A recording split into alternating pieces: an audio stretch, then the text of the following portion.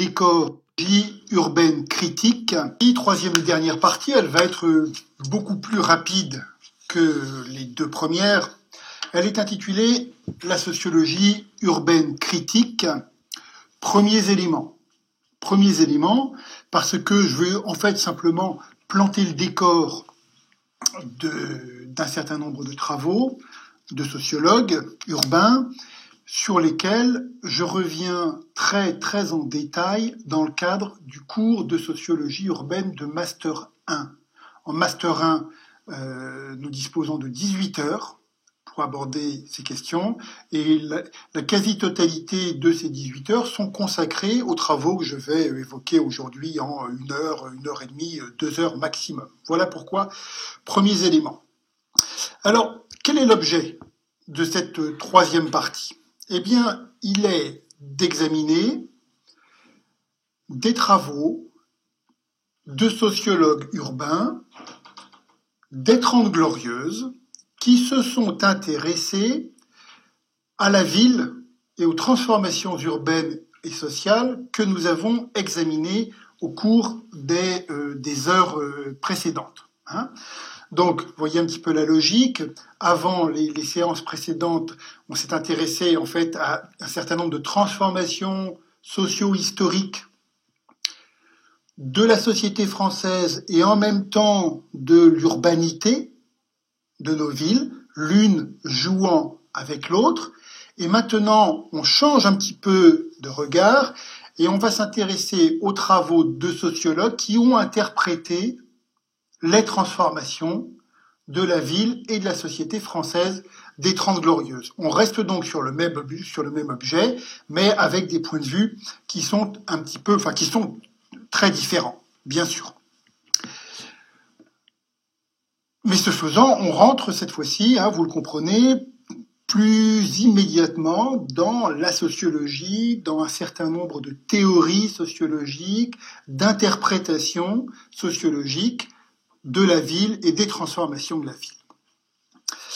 Alors, d'abord quelques mots d'introduction un petit peu générale, et puis ensuite, je vais brosser une présentation assez rapide de 5 courants de cette sociologie urbaine critique des Trente Glorieuses, et je dirais bien sûr pourquoi est-ce que je parle de sociologie urbaine critique. Le mot a un sens très particulier et qu'il convient de décortiquer avant toute chose.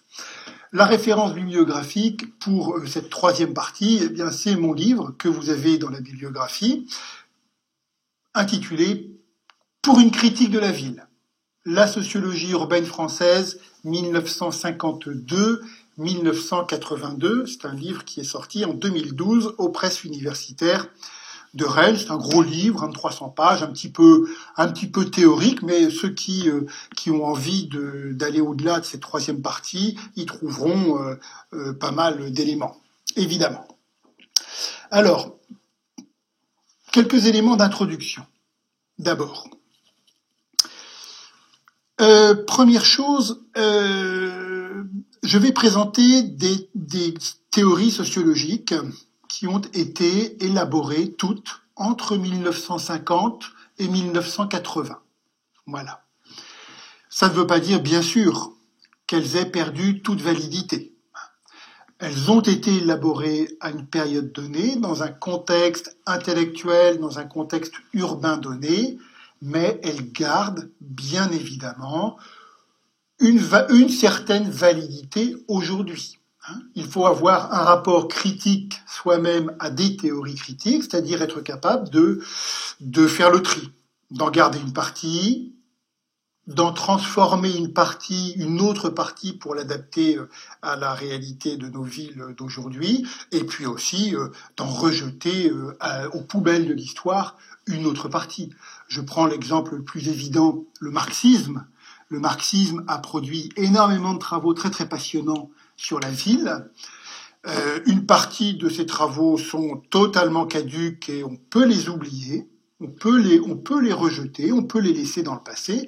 Une autre partie des schémas d'analyse qui sont mobilisés par des chercheurs des Trente Glorieuses sont encore aujourd'hui tout à fait valables, tout à fait intéressants, et en tout cas, ils sont heuristiques. Heuristique, heuristique avec un H, c'est-à-dire qu'ils aident à trouver. Ce sont des modèles de pensée qui permettent, aujourd'hui encore, de poser des bonnes questions, des questions intéressantes, d'adopter des postures de recherche qui vont nous permettre de mettre en évidence un certain nombre de choses dans les fonctionnements urbains et sociaux d'aujourd'hui. Donc, première chose importante, des théories qui datent maintenant d'une trentaine d'années, mais qui, pour partie, ont encore beaucoup d'intérêt. Deuxième élément de cette introduction, vous l'avez vu, les Trente Glorieuses, c'est un moment où les transformations urbaines étaient absolument explosives. La ville a été transformée très très brutalement et en même temps très totalement. J'ai utilisé à plusieurs reprises le terme de révolution urbaine.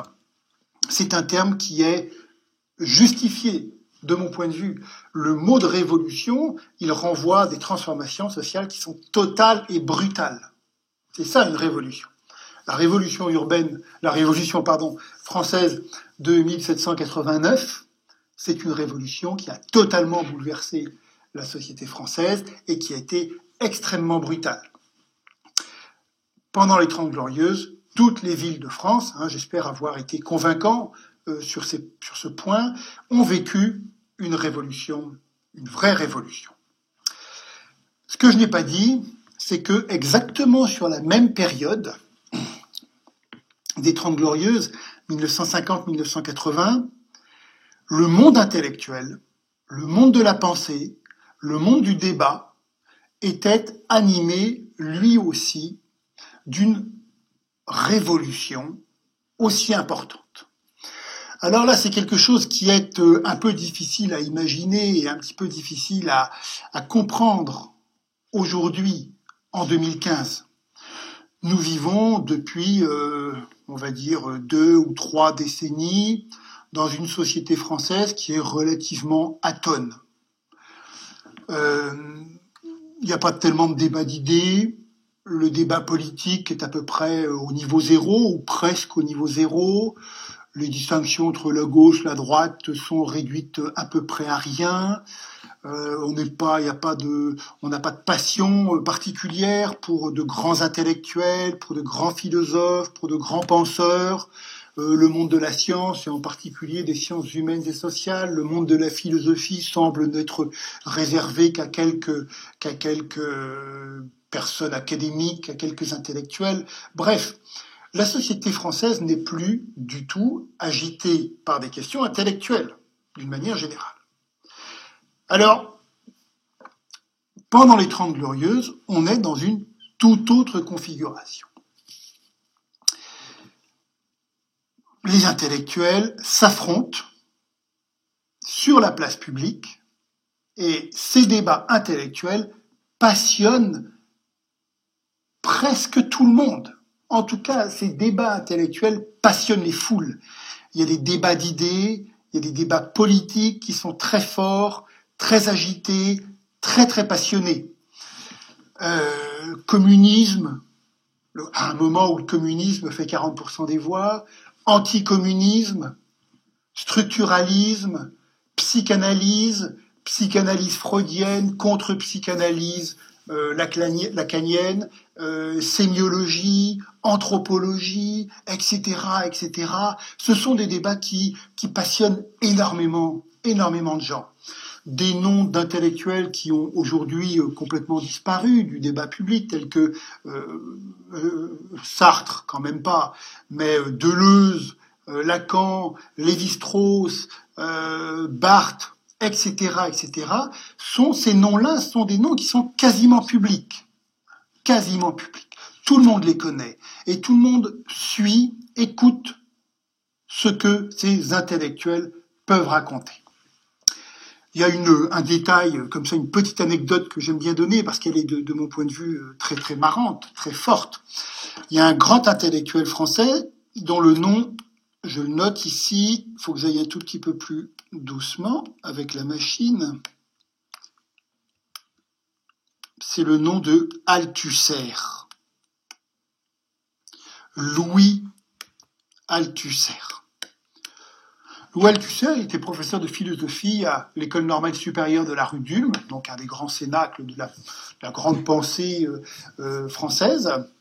Je dis ça de manière un petit peu ironique. Mais en tout cas, Althusser, dans les années 60, a été le grand réinventeur du marxisme. Il a rethéorisé le marxisme de Karl Marx, et en fait, il a sorti le marxisme de la gangue politique dans laquelle il était pris, et il l'a en quelque sorte transformé en une science. Il a fait du marxisme une science. Peu importe.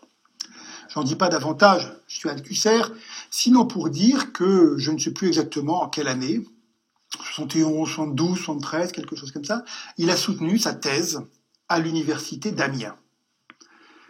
Donc une thèse classique, il a présenté ses travaux devant un jury, l'amphi était plein à craquer de dizaines et de centaines d'intellectuels divers et variés qui ont pris le train de Paris et d'ailleurs en France pour aller écouter Louis Althusser présenter ses travaux.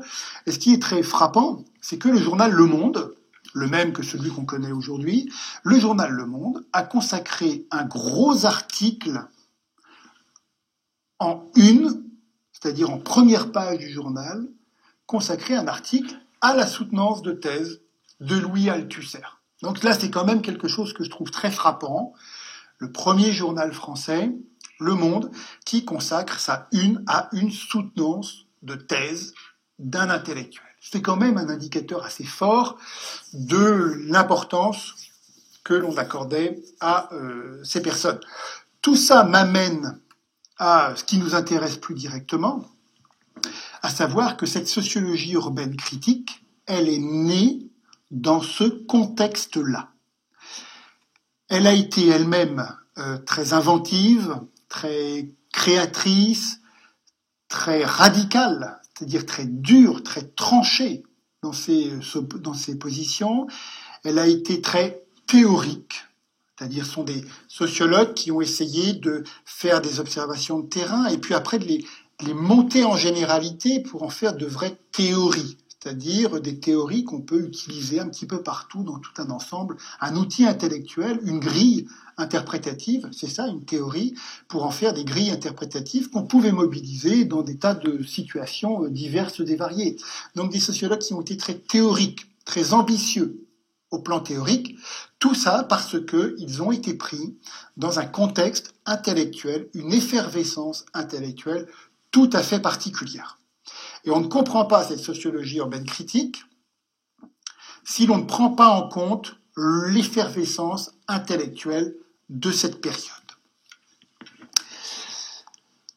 Un petit détail, mais il faut le faire parce que je l'ai évoqué, hein, vous observez quand même qu'à chaque fois, j'ai dit, hein, les 30 glorieuses, quand on utilise cette expression, on fait généralement référence au travail de Jean Fourastier. Les 30 glorieuses dans le domaine intellectuel, c'est 1945-1975. C'est ça. Moi, je dis toujours 1950-1980. Parce que, j'ai évoqué cette question, le gouvernement français a mis quelques années avant de s'attaquer vraiment à la transformation des villes. Voilà pourquoi je décale de 1950 à 1980. Pour la sociologie urbaine critique, c'est le titre de mon bouquin, je m'en explique maintenant rapidement. Je dis 1952-1982. C'est du détail, mais vous savez, ces histoires de datation historique sont toujours très très compliquées. Il suffit qu'on date quelque chose pour qu'immédiatement personne ne soit d'accord avec vous et puis on propose d'autres choses. Bon, c'est très compliqué et assez casse-pied parce qu'en fait c'est de peu d'intérêt pour des sociologues. Mais pourquoi 1952-1982 ? Parce que j'ai essayé moi de couper court aux critiques éventuelles. Et 1952, c'est intéressant parce que c'est la publication d'un livre important que l'on peut considérer comme le premier livre de sociologie urbaine française. En 1952, Paul-Henri Chombard-Delauve et ses camarades publient un livre dont le titre est Paris et l'agglomération parisienne.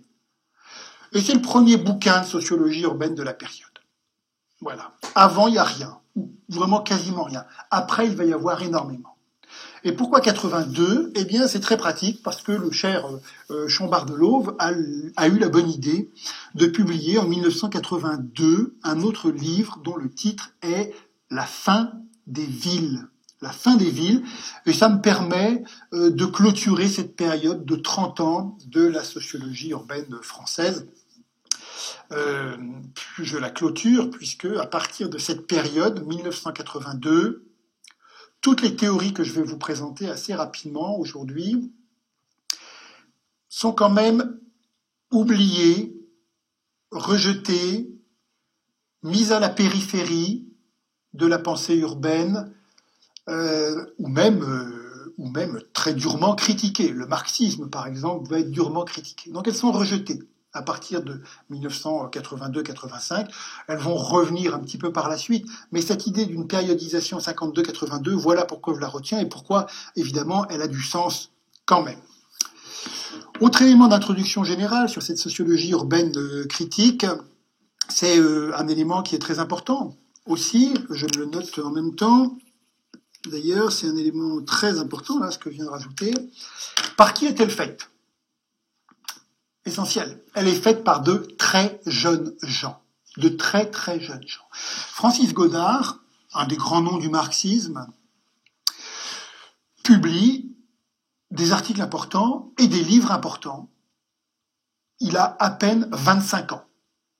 Manuel Castells, grand nom aujourd'hui des sciences humaines et sociales, grand nom planétaire des sciences humaines et sociales, publie en 1972 La question urbaine, chez François Maspero. C'est un livre qui fait 500 pages, très théorique, très compliqué, très touffu, très mal foutu. Castells, à ce moment-là, a 29 ans, à peine. Donc des gens qui sont très très jeunes. Parce que la sociologie elle-même est très jeune.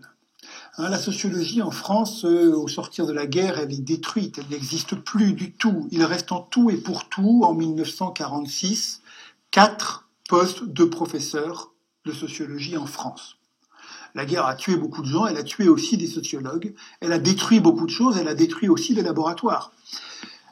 Donc la sociologie va être assez longue à se relancer. En 1952, il y a une date importante qui est la création du Centre d'études sociologiques. C'est le premier laboratoire d'un renouveau de la sociologie française.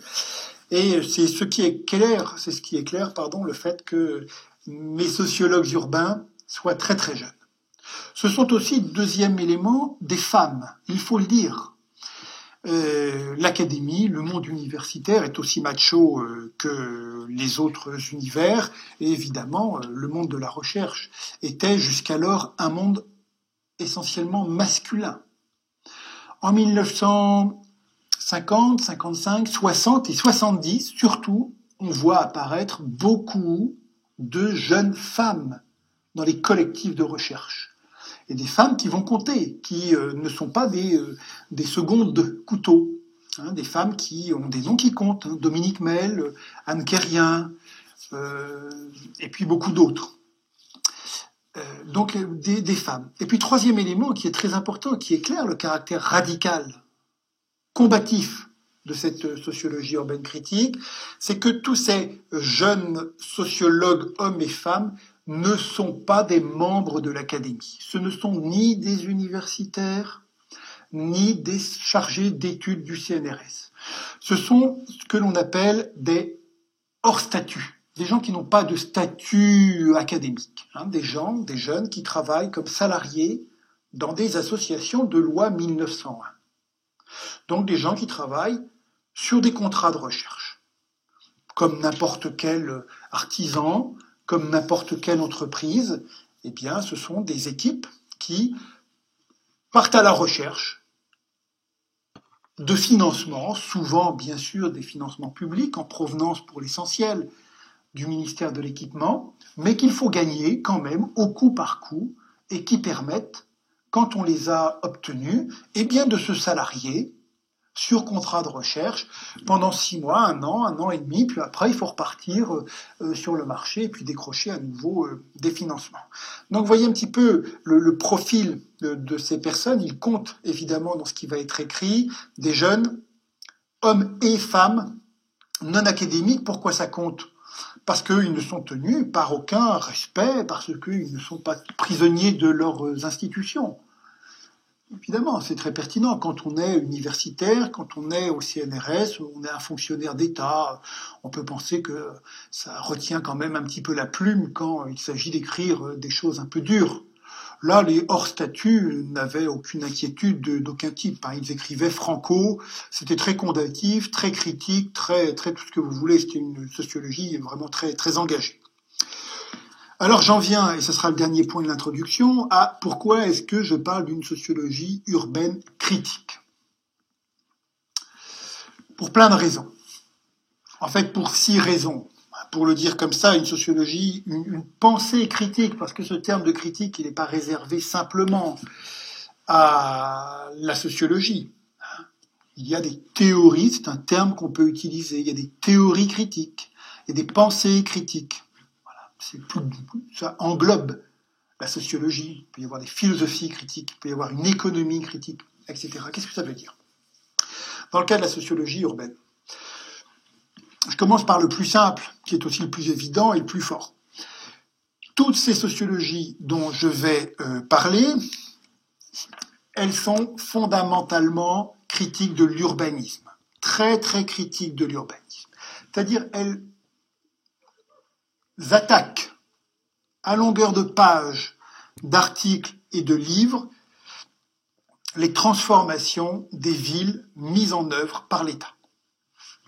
La destruction des centres-villes, populaires, ouvriers, la construction d'un seul tenant, des grands ensembles, ces bars et ces tours qui sont les mêmes partout, qui se ressemblent et qui proposent un logement que certains, on va y venir, diront disciplinaire.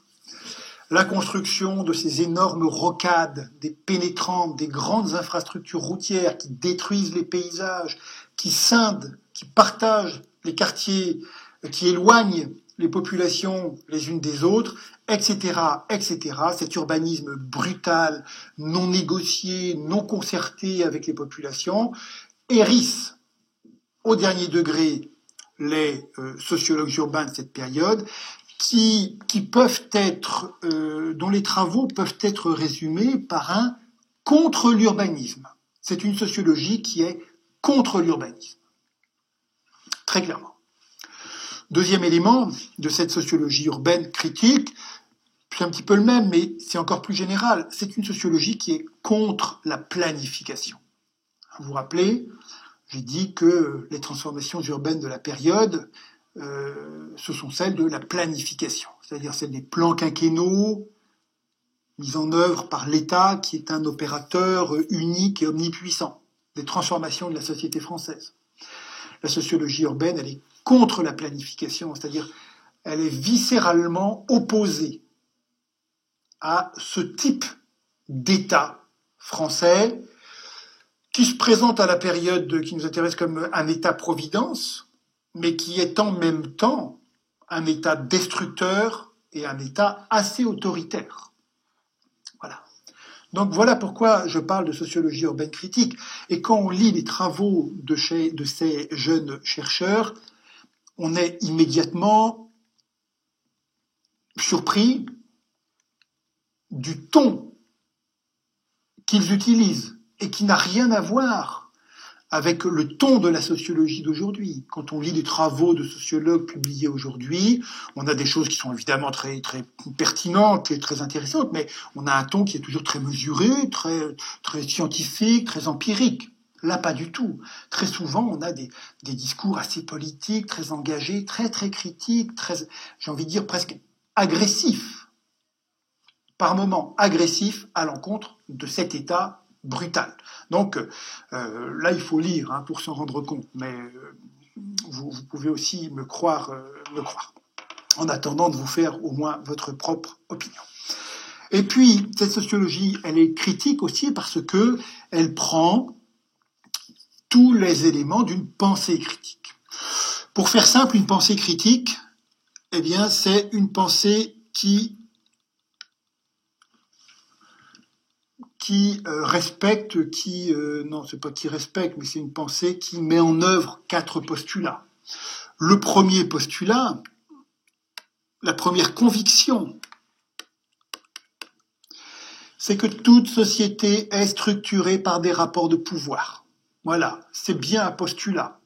C'est-à-dire que c'est quelque chose qui n'est pas discuté et qui, à la limite, n'est pas discutable. Dans les années 70, c'est pas discutable.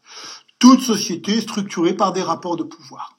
La première caractéristique d'une société est d'être structurée par des rapports de pouvoir. Point. C'est tout, il n'y a rien d'autre à dire. Aujourd'hui, c'est évidemment quelque chose qui est complètement remis en cause. On va dire que, oui, évidemment, il y a des rapports de pouvoir dans une société. Mais il y a aussi beaucoup d'autres choses. Il y a par exemple la liberté des acteurs. Et la liberté des acteurs, elle est considérée comme aussi structurante d'une société que les rapports de pouvoir. Et puis il y a beaucoup d'autres choses qui fabriquent une société. D'accord ? Aujourd'hui, sur la période qui nous intéresse, maintenant, non. C'est le postulat de base. Toute société est structurée par des rapports de pouvoir, et s'intéresser au fonctionnement de la société, c'est automatiquement se mettre à la recherche des rapports de pouvoir qui la structurent. Vous verrez un petit peu dans ce que je vais raconter, dans ce que je vais présenter, cette question des rapports de pouvoir, elle est absolument présente. Deuxième élément de toute pensée critique, et qui vaut donc pour notre sociologie urbaine critique, l'idée de l'inconscience des acteurs.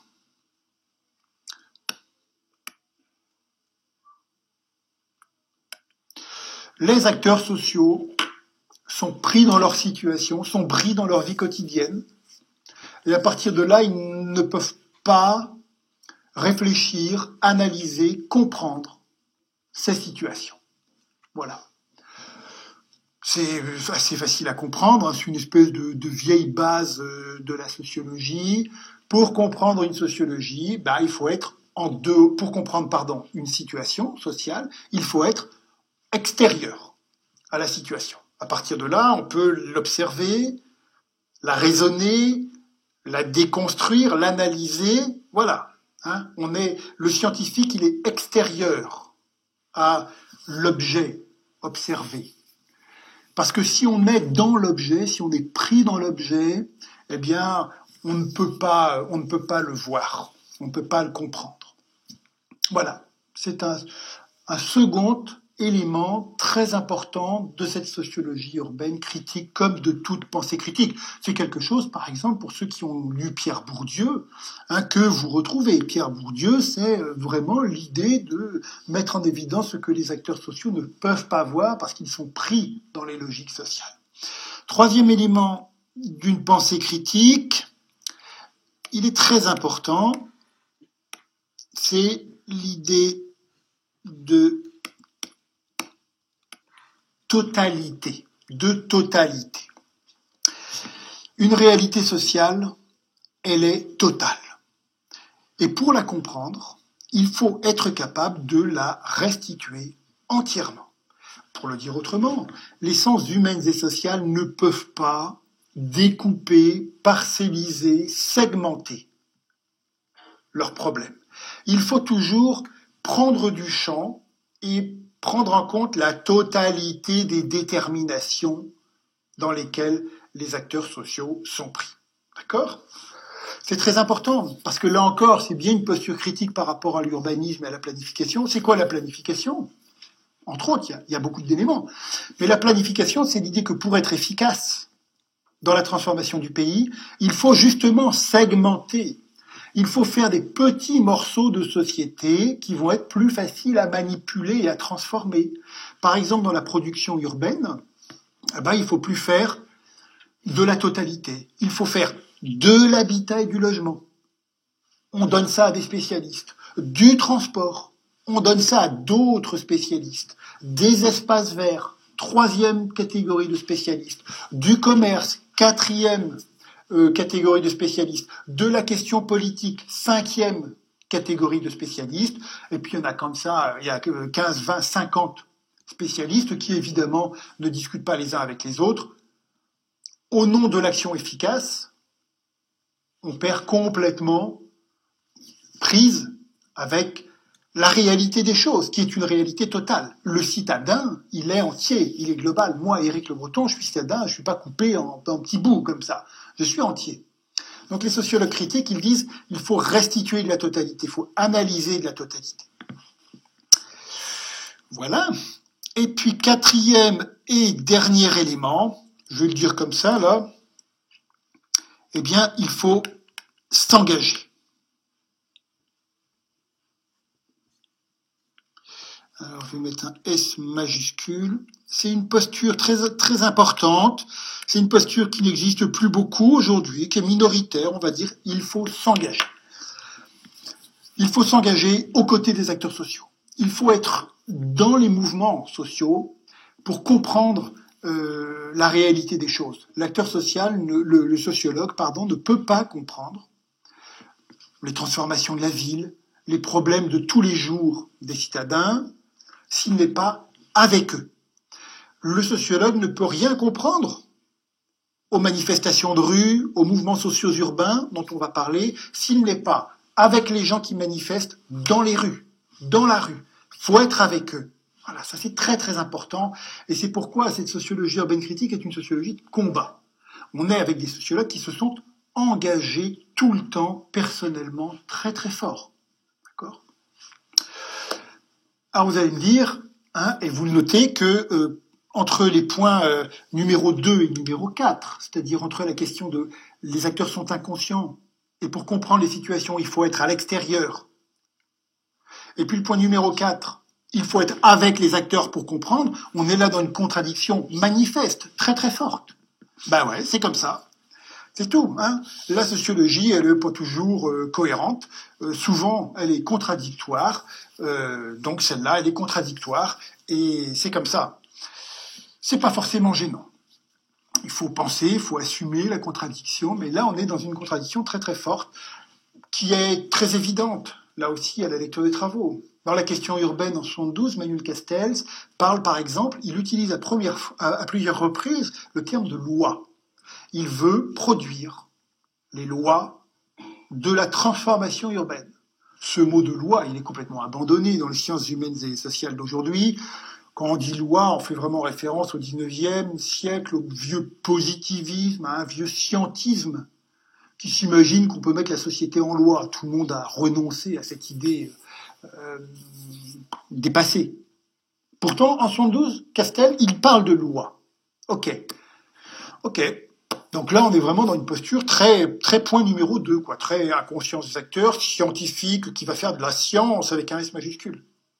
Et puis en 1974, le même Manuel Castells écrit un petit livre dont le titre est Luttes urbaines, chez François Maspero aussi, dans lequel il prend parti à 100% pour les gens qui manifestent dans les rues contre l'État pour obtenir une amélioration de leurs conditions de vie. Et il a une écriture très romantique dans ce petit livre. Il décrit les choses qui se passent à Londres, à Bruxelles, en France, etc. Des gens qui manifestent dans les rues, les CRS qui sont de l'autre côté des barricades. Et puis Manuel Castel, il écrit comme ça. De temps en temps, il y a une espèce de scansion de l'écriture et il écrit « Et ils gagneront ». Partout les barricades, partout les CRS, mais ils gagneront. Il est comme ça dans quelque chose, une écriture très héroïque.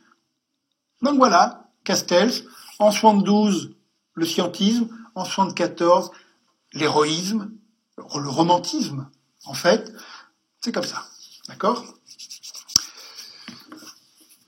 Et puis, dernier élément de cette introduction, pour dire que cette sociologie urbaine critique, elle a une dernière caractéristique, c'est qu'elle a été d'une fécondité remarquable, extraordinaire. Des dizaines et des dizaines de livres, souvent de gros livres, très théoriques, souvent assez passionnants, des centaines et des centaines d'articles, de colloques, des milliers de rapports de recherche. Ce que je veux dire, c'est que d'un côté, on avait une production urbaine débridée. La production de sociologie urbaine qui lui a fait écho était, elle aussi débridée. Voilà, donc une période très passionnante, très riche,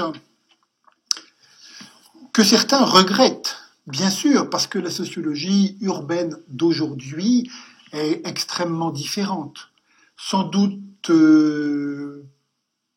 peut-être plus rigoureuse, plus empirique, plus soucieuse de scientificité, au sens du XXIe siècle, sans doute aussi moins ambitieuse, moins théorique, et puis un peu moins passionnante, quand même.